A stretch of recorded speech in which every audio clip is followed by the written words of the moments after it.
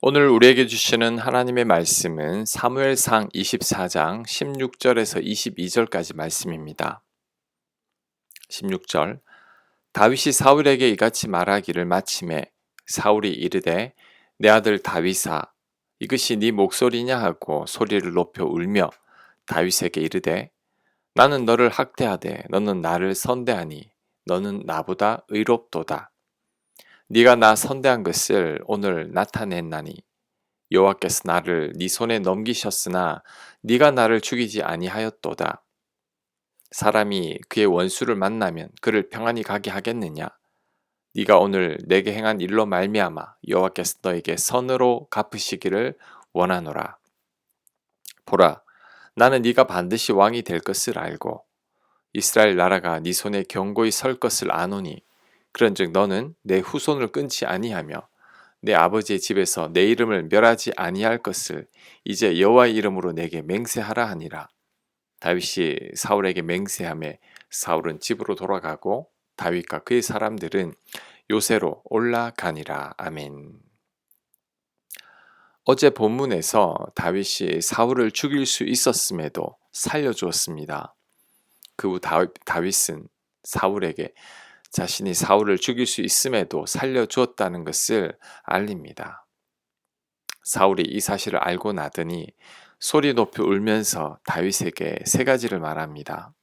너는 나보다 낫도다. 네가 반드시 왕이 될 것이다. 네가 왕이 되면 내 후손을 해치지 않겠다고 맹세하라. 다윗이 사울에게 이런 고백을 받아낸 것은 참으로 대단한 일입니다. 다윗을 시기해서 죽이려 했던 사울이죠. 그 사울이 완전히 다윗에게 굴복한 거죠. 자신보다 뛰어난 다윗을 죽이고 싶을 만큼 못마땅하게 여기던 사울이었는데 이제 다윗이 자신보다 더 낫다고 인정해 버렸습니다. 이런 사울을 볼 때 사람이 언제 바뀌는지를 잘 알 수 있습니다. 원래 사람은 절대 쉽게 잘 바뀌지 않죠. 세상에 사람만큼 바꾸기 어려운 것도 없습니다. 하지만 그 사람도 바뀔 때가 있습니다. 바로 사랑에 감동을 받았을 때입니다. 사람은 사랑으로만 바뀔 수 있습니다.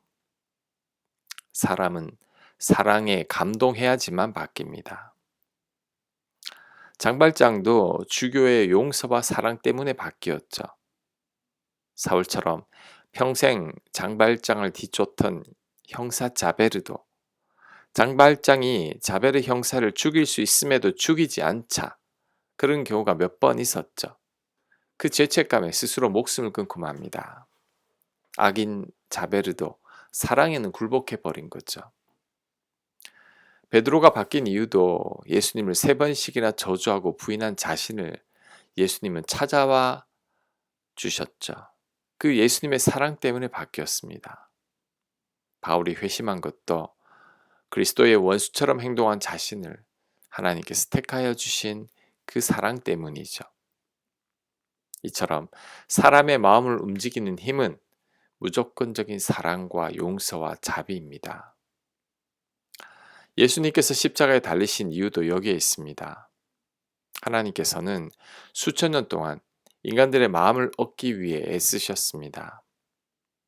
하지만 인간들은 여전히 하나님을 외면한 채 죄 가운데 살기만 했죠.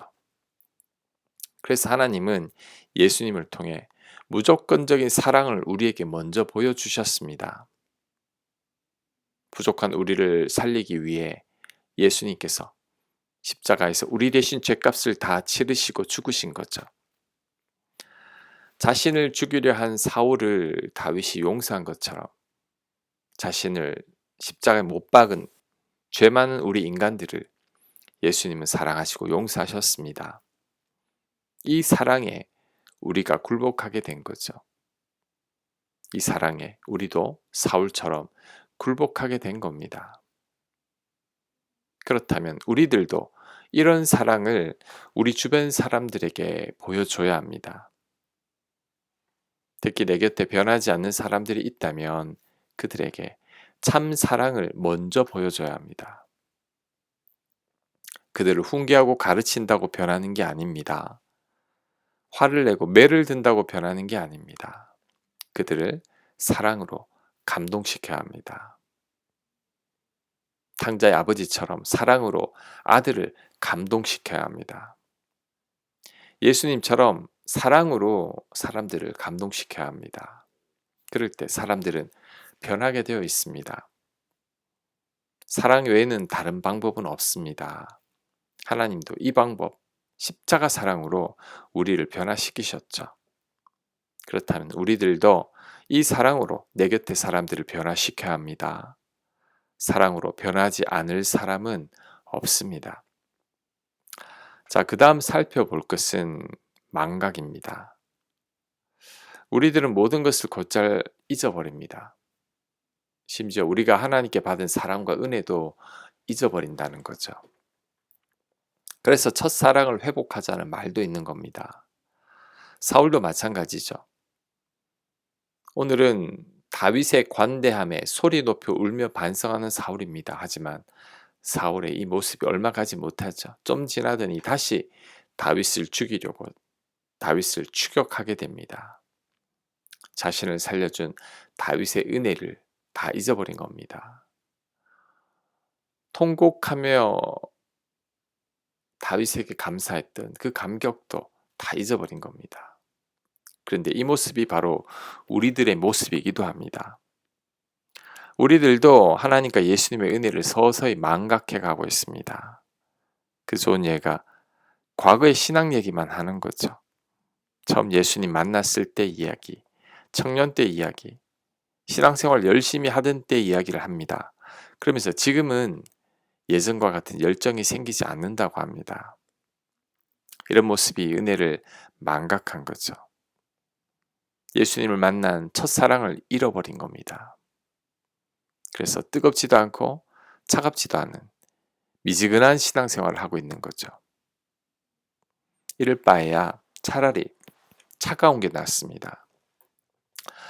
탕자처럼 차가웠다가 다시 돌아오는 게 낫습니다. 그래서 다시 뜨거워져야 합니다.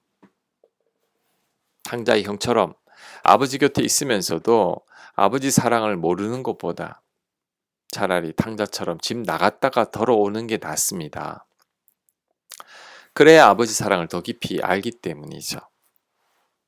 우리는 사울처럼 되지 않아야 합니다. 그렇게 되기 위해서는 하나님 사랑과 은혜를 잊지 않기 위해 몸부림쳐야 합니다. 십자가 사랑을 늘 묵상함으로 내가 받은 은혜를 기억하고 있어야 합니다. 또한 지난 세월 나에게 베풀어 주신 하나님의 은혜를 떠올려야 합니다. 날마다 기도와 성경 말씀을 가까이 함으로 하나님 은혜 아래 머물기 위해 노력해야 합니다. 그럴 때 하나님 은혜를 잊지 않게 됩니다. 사울처럼 다시 예전으로 돌아가지 않게 됩니다.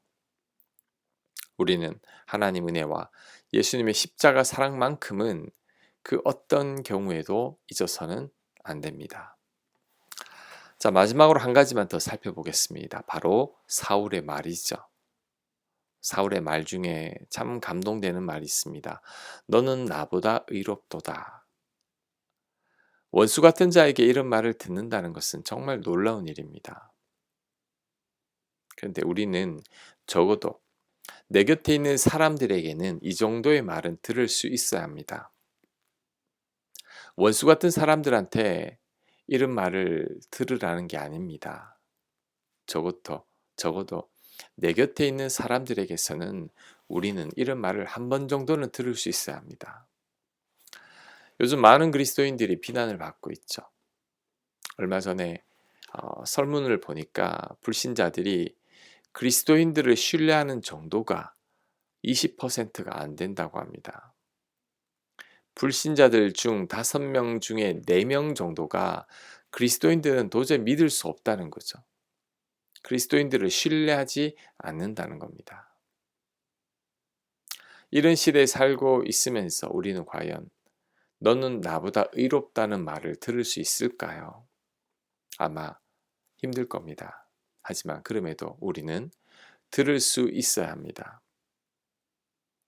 이렇게 되기 위해서는 다윗처럼 남들과 다른 삶을 살아야 합니다. 세상 사람들과 똑같은 삶을 산다면 절대 이런 말을 들을 수 없죠. 세상 사람들과 똑같이 사는데 누가 우리를 보고 감동하겠습니까? 그거는 누구도 감동하지 않을 겁니다. 하지만 다윗처럼 도저히 용서할 수 없는 사람을 용서할 때 세상 사람들이 감동합니다. 오른뺨을 맞고 왼편을 돌릴 때 세상 사람들이 우리를 보고 너는 나보다 의롭다고 말합니다. 그러니 우리들은 세상 사람들과 다르게 살고 구별된 삶을 살아야 합니다. 하나님 말씀대로 순종하며 살아야 합니다. 그럴 때 우리들도 세상 사람들에게 너는 나보다 의롭도다라는 말을 듣게 될 것입니다. 꼭 그렇게 듣는 저와 여러분들 되시길 간절히 축복합니다. 아멘. 하나님, 다르게 살아가는 저희들 되게 하옵소서. 세상 사람들과는 구별된 삶을 살아가는 저희들 되도록 하나님 역사하여 주옵소서. 그래서 우리는 너는 나보다 낫도다라는 말을 들으며 살게 하여 주옵소서. 하나님 사랑에 늘 깨어있길 원합니다. 그 사랑 영원히 잊지 않게 하시고 그 사랑에 늘 감격하는 저희들 되도록 역사하여 주시옵소서. 예수님 이름으로 기도합니다. 아멘.